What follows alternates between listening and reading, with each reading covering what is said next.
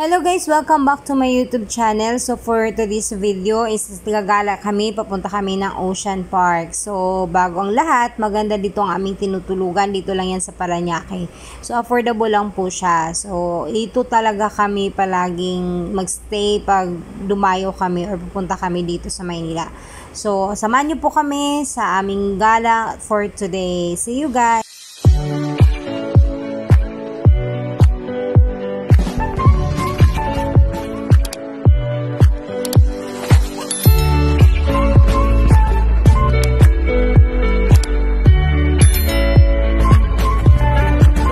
A few moments later.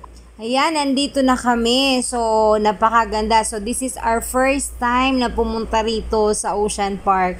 Kaya, of course, ang gagawin natin ngayon, kung saan yung pupunta yung mga tao, doon din tayo. So, ito yung entrance. So, ang gaganda. So, hindi pa naman masyadong madaming tao. At yun nga, ang gaganda nila. Alam mo na, first time. So, saan yung pila, saan yung puntahan ng mga tao, doon kami, sunod kami. So, ito pala yung bayaran nila. So, ito yung presyo, $799 per head. So, dalawa lang kami ng aking anak. So, enjoy na namin ang moment na to. Kasi this is our first time.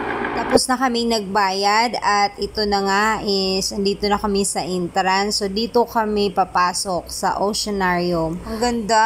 Entrance pa lang yan ha. Sobrang ganda na. So, samahan niyo po kaming tingnan kung ano yung nasa loob o ano yung mga klase-klaseng isda at excited na rin kami.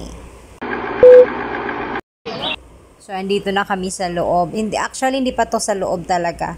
Kumbaga, bungad pa lang to. Pero ayan, nakikita nyo na. O, ayan, may islang galing China. Chinese na isda. So, hindi ko kilala kung ano yan, anong pangalan ng isdang yan. Pero, hanapin natin yung mga pangalan ng mga isda para at least makilala natin sila, di ba? So, yan naman. Ito ang kagandahan dito. Wow, ano tong isdang ito?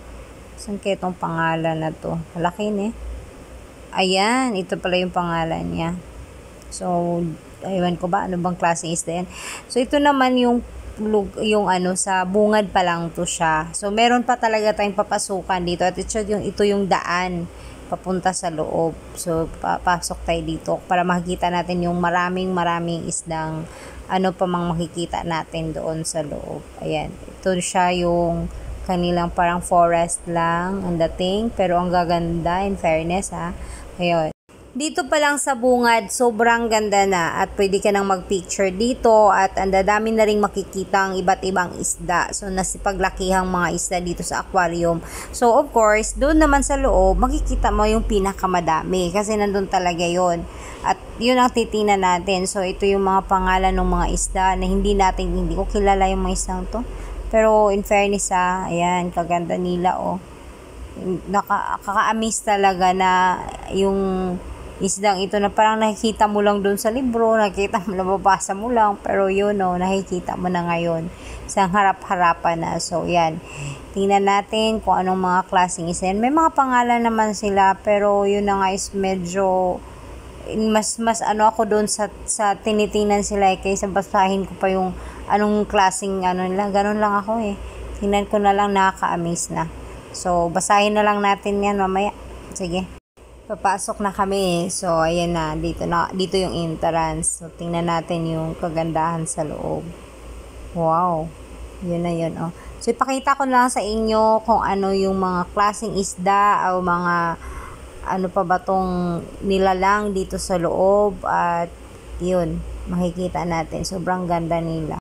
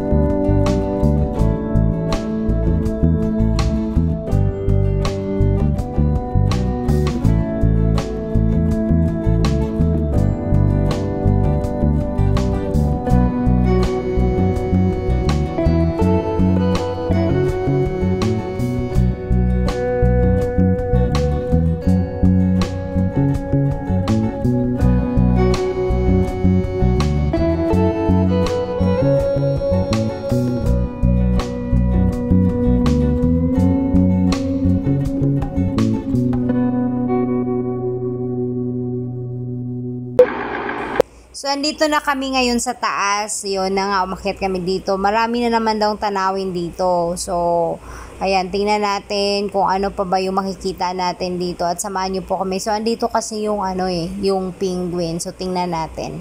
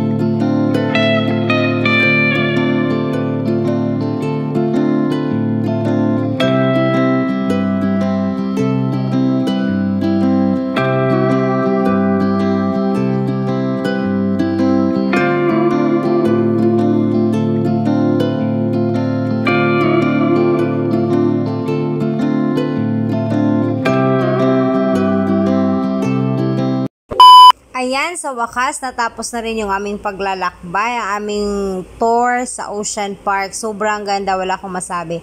Ayan, libre ng Magnum ng aking kapatid. Ay, anak pala. So, yon at maraming salamat po sa inyong panonood. Sobrang saya po namin. Bye!